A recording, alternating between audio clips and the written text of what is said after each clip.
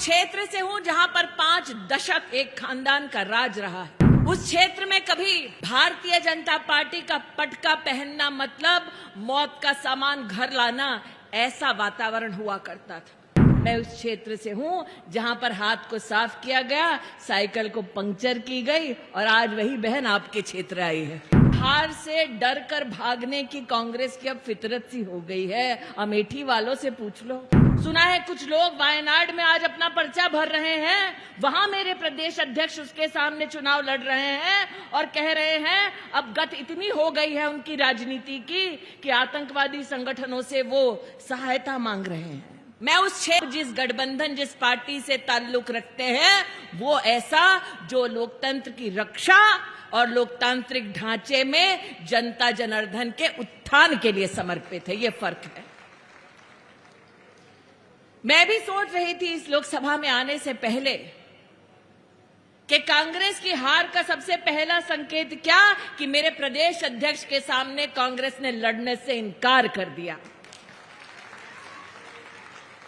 कांग्रेस की हार का दूसरा संकेत क्या कि जो एक दूसरे को विधानसभा के चुनाव में आंख नहीं सुहाते थे, जो एक दूसरे के ऑफिस से धकेले बाहर जाते थे, कांग्रेस ने कहा चल ठीक है ये सीट का टिकट तुमको दे दें।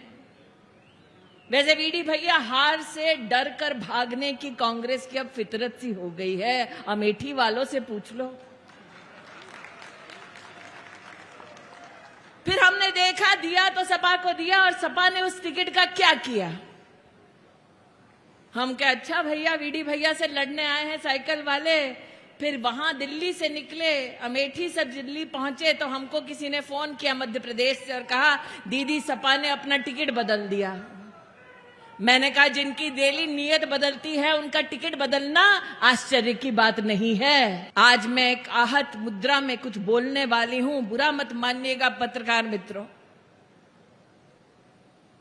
आज जिस प्रकार की राजनीति इस चुनाव में मैं देख रही हूं, सुना है कुछ लोग वायनाड में आज अपना पर्चा भर रहे हैं, वहां मेरे प्रदेश अध्यक्ष उसके सामने चुनाव लड़ रहे हैं और कह रहे हैं अब गत इतनी हो गई है उनकी राजनीति की कि आतंकवादी संगठनों से वो सहायता मांग रहे हैं।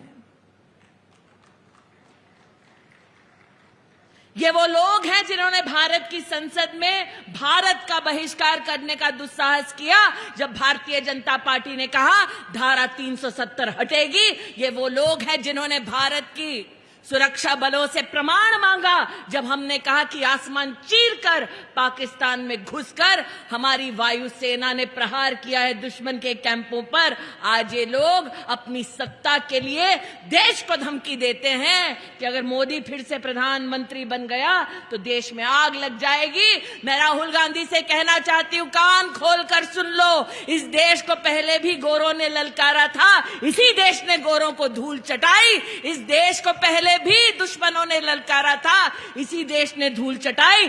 तुमने लोकतंत्र को कलंकित करने के लिए अगर देश को धमकाया तो ये देश छेड़ता तो नहीं, लेकिन छेड़ा जाता है तो ये देश। इसलिए विनम्रता के भाव के साथ हर कार्यकर्ता जाए, हर घर खटखटाए, कहे बटन दबाओ कमल का, मोदी को पुनः प्रधानमंत्री बनकर सेवा करने का मौका दो।